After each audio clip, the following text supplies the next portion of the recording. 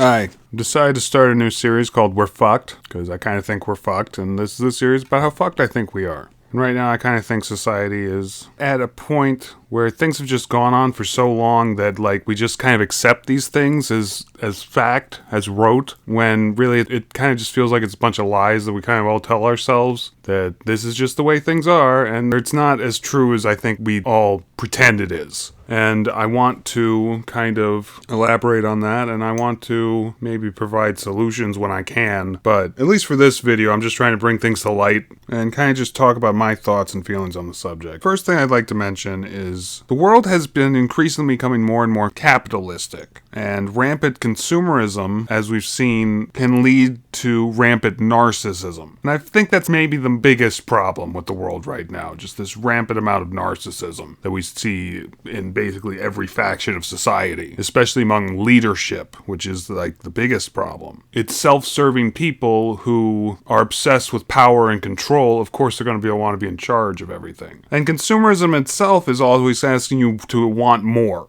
You know, it's all about wanting more and saying that what you have isn't good enough because you need more things and more stuff. And narcissism, exactly that. It's like promoting narcissism, in fact. Wanting people to be self-serving jerks who only care about themselves and getting more stuff, being more perfect. And they can only do that with these products and with these things. And if they don't have it, it's a tragedy. And then therefore they're worthless. And you're worthless without these things, you know? And that's exactly what, like, advertising is doing. That's exactly what these companies want people to be feeling in order to buy these pills or these clothing lines or these video games, whatever it is, you know, that's saying, like, if you don't have this, you'll be missing out. And that's it too, like this rampant fear of missing out that's constantly being perpetuated on society, you know, saying that if you don't do the next big thing, whatever we say that is at the time, then you're a worthless piece of crap who's never going to be perfect or never going to experience life to the fullest. And that's all they're doing, is they're playing on your fear of missing out and trying to get you to want these things. But, you know, if you don't have the newest car and the newest computer or the newest whatever, you know, then you're gonna be missing out on all this great stuff. And it's just like, yeah, it's not true. They just want you to spend your money. And that's also, you know,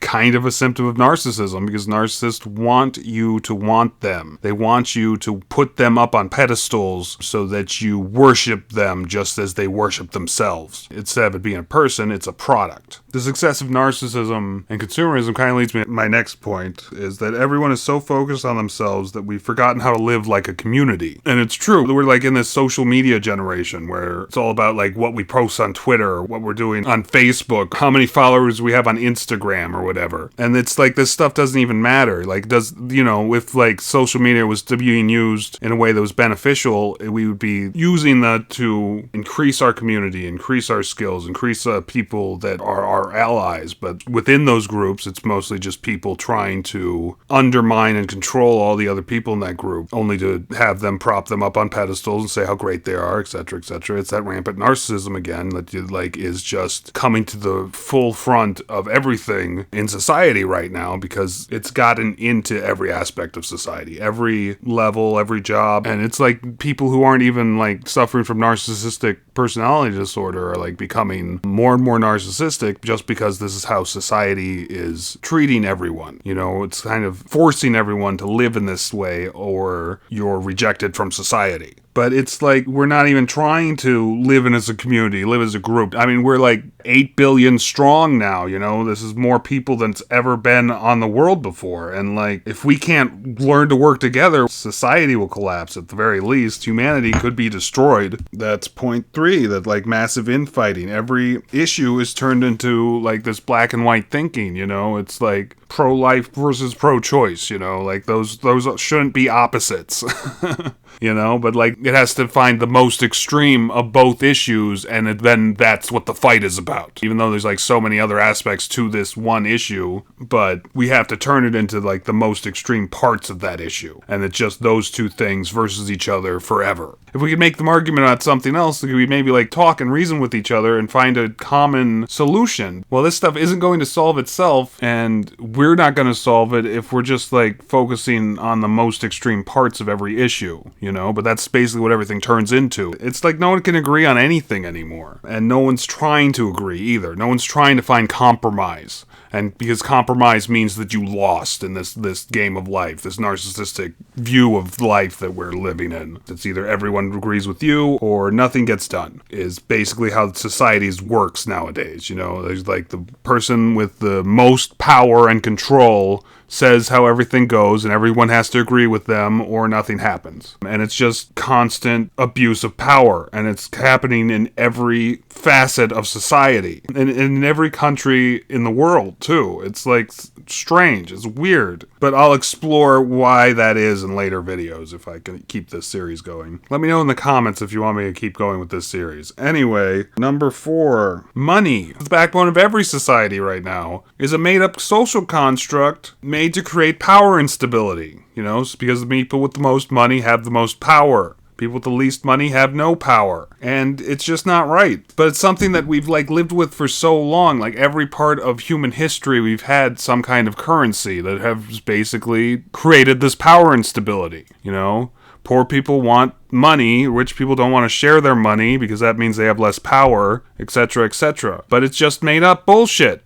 And that's something I think most people don't really even think about, We all just accept that money must exist and everyone must want it, but it's all just like, if the power people didn't have enough money, they'd just print more money and put right in their bank accounts. The same rules don't apply, Even though, from a logical standpoint, the people with the most money should help their country the most. But instead, it's just their way of being greedy and holding on to this resource that, in the grand scheme of things, is just an imaginary thing, but we all put faith into it when we really shouldn't.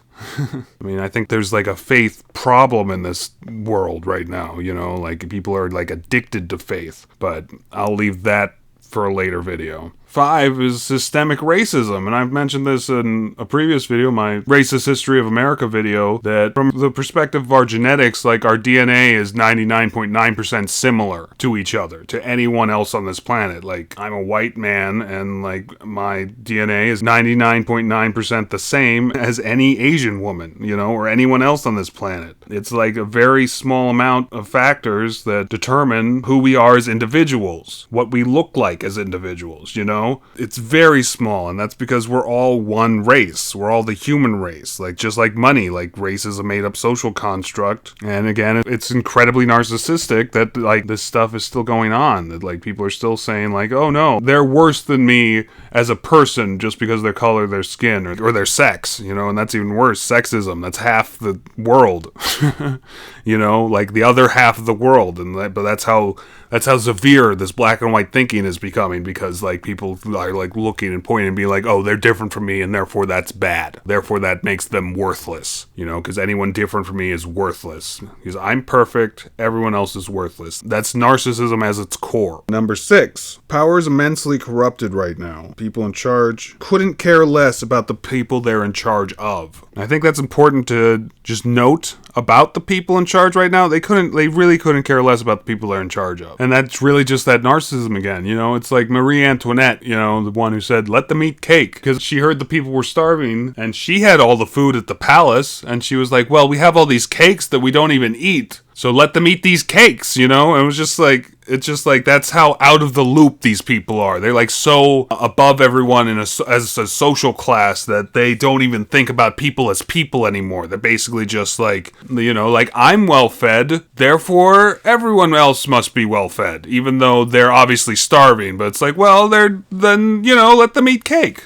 Or let them eat this incredibly fancy thing that we have too much of, but they can't afford, basically, but isn't good enough to nourish people, right? But she's so out of the loop, so full of herself, she doesn't understand the plight of the common person. That's a problem we're having worldwide right now, that the people in charge couldn't care less about the people they're in charge of. Number 7, generational trauma going back to the last ice age. And I think this is kind of one of the reasons there's so much narcissism right now, because narcissists gather power, whatever they think that is, and that includes people who they then have families with and enforce their own trauma onto their children, and it keeps going down the line forever. forever, and it's been going on for a very long time. And it's like you can kind of see that it's in every facet of our human history. This systemic narcissism, this systemic psychopathy that's just been everywhere forever, it seems like. And I don't know, I think the world and humanity as a people like are in need of like some great change in order to stop this. But it's been happening for so long that I think people don't even know what the world would look like without it, you know, like without this like generational by generational systemic entitlement that's just like going on forever. But it's like gotten so bad and so apparent everywhere that I don't know if humanity knows how to heal itself anymore. I mean, I think people can as individuals, but how do we heal a society that's been all but completely broken by our forefathers and our foremothers? Well, number 8, I just put down entitlement. I've already kind of mentioned this over and over again. It's part of the narcissism in every facet of society. But like going back in history, like I said, you can see it. You can see our entitlement, our historical entitlement. Like just looking back at American history and when we decided to wipe out all the Native Americans, you know, like that was pure entitlement, basically taking a land that they were kind of giving to us.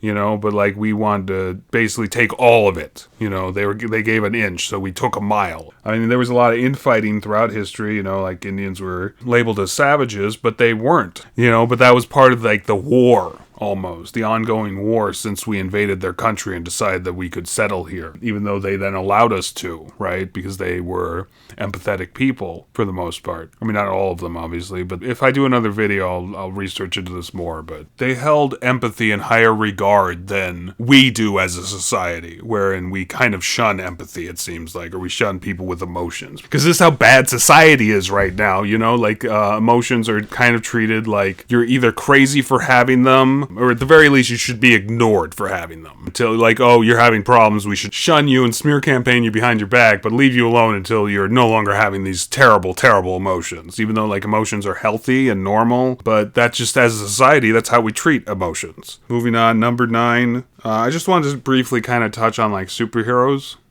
Because we're kind of living in a superhero society, and just in that, like, superheroes came around in the late 30s and early 40s when, like, life was really bad, you know, and they've kind of had their ups and downs, but since the late 2000s, like, superheroes have kind of had this huge comeback in our society, but, like, they came just before World War II broke out and was, like, really huge during World War II, but now they're back, and, like, really big. But, like, what happened during World War II was, like, life was really bad, but this provided an escape.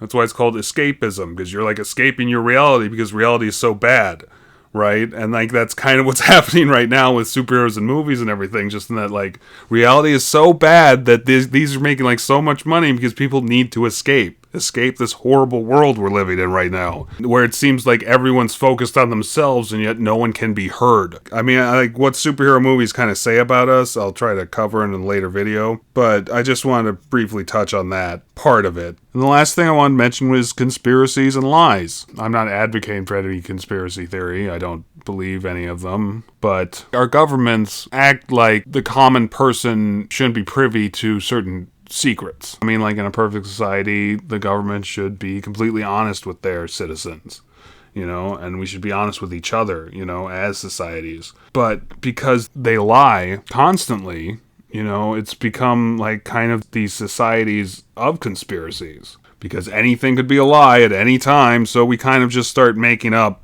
our own version of every event.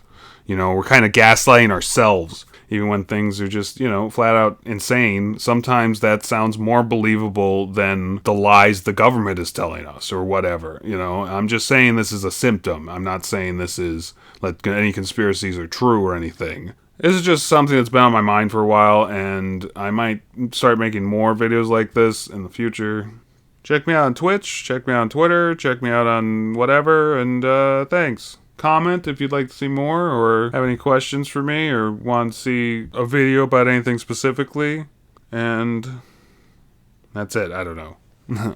I'm bad at finishing stuff.